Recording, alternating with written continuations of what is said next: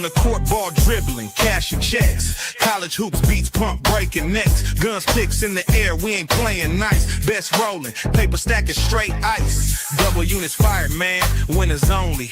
Player props hitting, no rolling lonely. Bankroll swole, just stacking that cheddar. Breaking ankles daily, no one do it better. Let's keep dancing, 10 shots fired. Cashing best clips, reloaded, never tired. Have ourselves a day, straight up ballin'. Every show lit, you know we all in.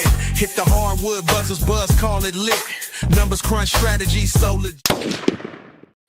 Hey, what's going on, everybody, on this beautiful Sunday afternoon? It is GunzPicks, and you are watching the Breakin Ankle Show right here on the GunzPicks channel. Hit the like button, hit the subscribe button, hit everything to get me in the algorithm of all algorithms that YouTube deems fit. I am the host with the most point gun podcast, the self-proclaimed CBB goat himself. And yes, we're coming off a 4-3 day on the shows, 2 shows. 2-2, and then of course late night bangers came. We went 2-1 on that one, and if you want to count my gun belt play that I gave out on Pup Sports, technically I went 5-3, but for show plays we went 4-3 on this one. Still got into the profit, and we got the chat rolling here on a beautiful morning. Of course, Michael B joining us. What's going on, my friend? How you doing, brother? Rich joining us as well. Good morning. How you doing, man? I guess it is morning. I forgot it was daylight savings time. Completely forgot. Woke up. Looked at my phone, saw the time, and I was like, "Oh man, I slept in a little bit." I wake up and I'm looking at all the clocks, and I'm like, "What's going on here?" Forgot it was daylight savings time, so we lost an hour of capping, but I still got 3 plays for you guys to give out today. Of course, Michael B coming in, and then Justin Stacks himself says the gun belt. You damn right. And by the way, I will have a gun belt play here. That's right. I got to keep the gun belt rolling. It is my conference. I own the conference. Cease and desist on the Sun Belt. It's not called that anymore. It's called the gun belt. All right. Rich says, I had a tough beat last night. 18 team parlay. What are you doing? Oh my God. That's crazy. Rob Free says, Guns, good morning. How you doing, man? Appreciate everybody that's been joining us here on the show on this Saturday morning, taking time out of your day to go get the plays that pay the bills. We're hitting about 60%, actually just above 60% on these plays that I'm giving out here on the show, which is great. I mean, you can't ask for anything better. It's been an absolute nice run. We got to continue the momentum, though, going into the Sunday slate. And I love the plays that I'm going to give out today. They hit all the check boxes. It's going to be a nice little day for us. And make sure I just want to have to promote myself a little bit. Dub Club. 1 week trial right now, and I'm gonna run this thing till Wednesday, and then I'm gonna have to cut it off. So if you guys want to join, get all my plays for today. I'm a high volume better. I throw probably around 7 to 9 plays a night. So if you want to go check that out, go check out Dub Club. If you want to stay around for the rest of the March Madness, just stick around. But yeah, I'm gonna do a free trial all the way through Wednesday. Wednesday is the cutoff date. If you want to go get the plays that pay the bills. All right, chat is rolling. I'll get to some of you guys in a second, but I want to make sure I get the first play out here on the board. Let's go with a little something that we like to call my dog of the day.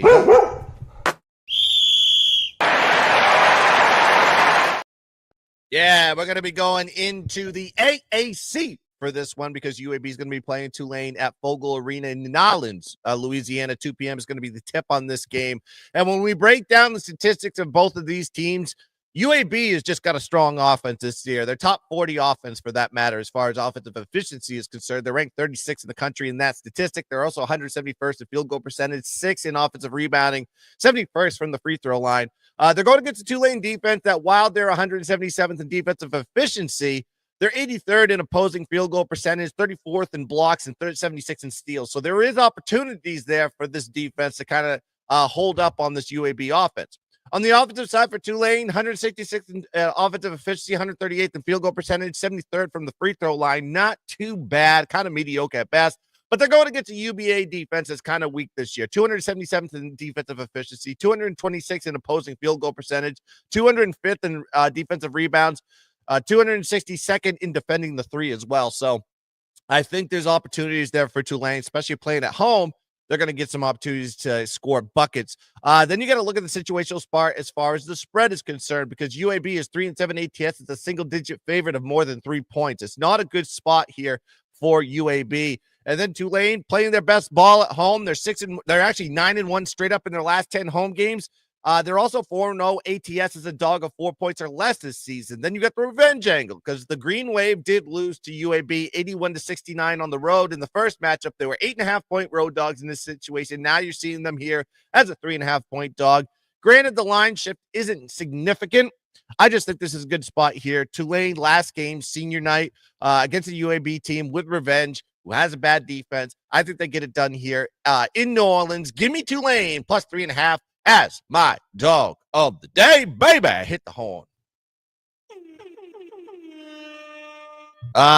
Michael B dropping a few plays in the chat. He says Tommy's minus 3.5, and he goes money early on the Furman so far. I think that one kicks off at noon, if I'm not mistaken. I bet them all separately also. Hell yeah, brother. Hopefully you had a big day for yourself. Michigan State, he goes, love Michigan State over. Any thoughts on 146.5? I kind of lean towards the Michigan State side.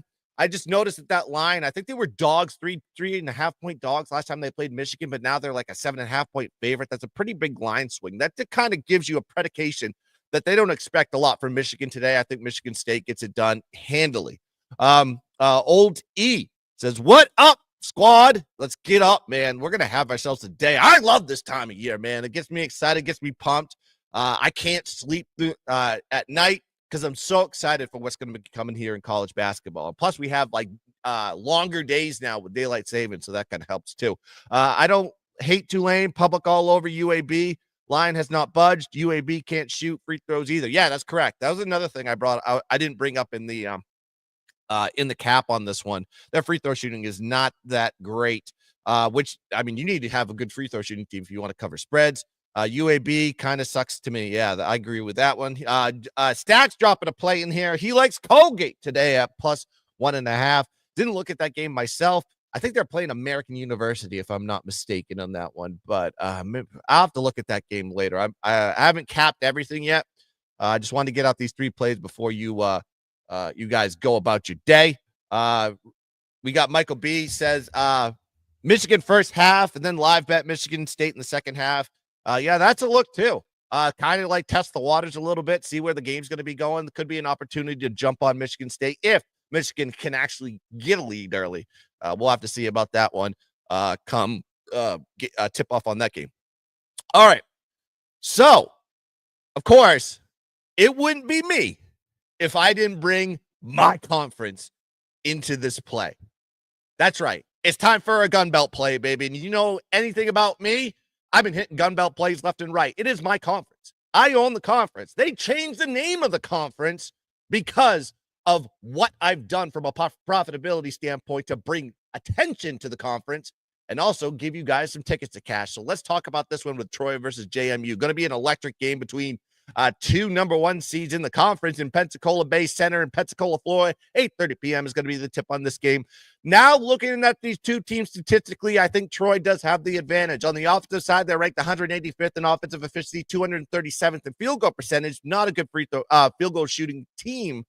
I mean, just a shooting team altogether. 89th from 2-point range, though, and they're 5th in offensive rebound. So inside the arc, they're able to get second chance opportunities. They're probably missing their shots a lot. And obviously, you need a good rebounding team to stay in games. This team in Troy can do that. On the defensive side here for JMU, they're 244th in defensive efficiency, 171st in opponent field goal percentage, 216th in defensive rebounding. That's going to be a key edge there for Troy. And then 116th in defending the two. So Troy offensively has advantages that plays into the weak points of the JMU Dukes. Then you got to look at the JMU offense. 97th in offensive efficiency, 165th in field goal percentage, 118th in offensive rebounding. They're pretty decent free throw shooting team, 40th in the country in free throw percentage. But Troy's strength is their defense this year. They're 74th in defensive efficiency, 34th in opposing field goal percentage, 73rd in opposing free throw attempts per game. So I think there's some containment there that Troy can handle. And Troy, if you look at their numbers, I said it on Pub Sports yesterday, you need to back the Troy Trojans right now because they're 61 ATS their last 7 games, 62 ATS is a single-digit favorite of 2 points or more as well. And then JMU, while winning in conference play, they're only 2-5 ATS in the last 7 games. So take that with a little bit of grain of salt. Also, JMU has not done well in the dog role. Believe it or not, JMU is the dog in this situation, even though they had the bye going into this game and Troy had to play a game yesterday. As a dog, JMU is 1-6 ATS in the last 6 games, and they're also in 6. I'm sorry, let me backtrack on that one. As a dog, JMU is 1-6 ATS, and 6 of those games they were a dog between 1 and 3 points. In this situation, they are a dog between 1 and 3 points. Okay. Then you got to look at the situation for JMU. JMU has not played a game in 9 days. Rust factor playing into this spot, while Troy had their rest, played their first game last night in Pensacola Bay Center, absolutely dominated. We took Troy, and Troy has they're going to be loose here. They're going to be ready to go. They've already played on this court. They got the feel for the rims. They have the advantage over JMU in this spot, and the line is telling you that. And also, you have the revenge angle. Troy lost to JMU 64-61 on February 5th. Troy was a 2-point road dog in this situation, a road dog, but now they're on a neutral court. Troy's the favorite. Why? Why is that? Tells you everything you know what the books are thinking about this one. I think Troy gets their revenge here and gets it done versus a JMU team that hasn't played a game in 9 days. I'm worried about them today, so I'm going to be taking the team that is a little bit loose, a little bit ready, and played on that court already. Troy, money line, is going to be the gun belt play of the day. Let's go. See the chat going on. Michael B says lean. Lean. I think he meant lean. Lean Troy. I think everybody is going to bet JMU just based on the name value. I think people still have that stuck in their mind. That JMU team that made a nice little run in the NCAA tournament yesterday. Last year, getting beat by Duke. I believe they actually got stomped by Duke in the second round. So you're right. I think a lot of people have JMU stuck in their mind. While they have done well in the Sun Belt, along with Arkansas State, along with Troy, I think they're going to falter here in this position. All right, taking a breath here. Before I get into my best bet, you know what I need to do? I need to say, hit the like button on this video if you like the content that's coming off this channel. Listen, I'm doing this for the low price of $0, and we've been absolutely cashing tickets left and right on these show plays. All I ask is you just hit the like button, get into the comment section, subscribe to the channel, hit the bell so you know every time I go live. Everything. Listen, the weirdest thing when I look at my statistics is half of you guys that watch the show are subscribed and half of you are not. Why? Hit the subscribe button. We're trying to get the numbers up. We're trying to get this channel built to the rafters and be the dominant gambling channel on the planet right here at the GunzPicks channel. All right, it is time for what we like to call my best bet for Sunday. Let's go.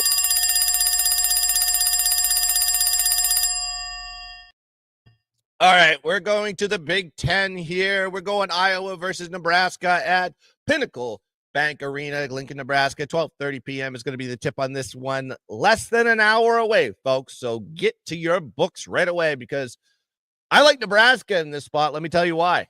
Iowa's strength, yes, great offense. 28th in offensive efficiency, 19th in field goal percentage, but they are weak on the boards. They're ranked 313th in defensive rebounding.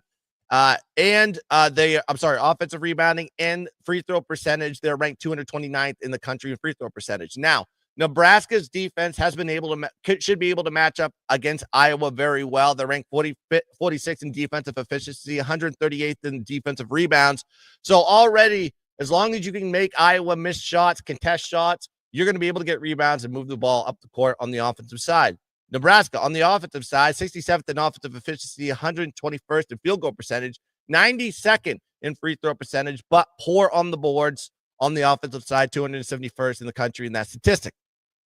Then you got to look at Iowa's defense.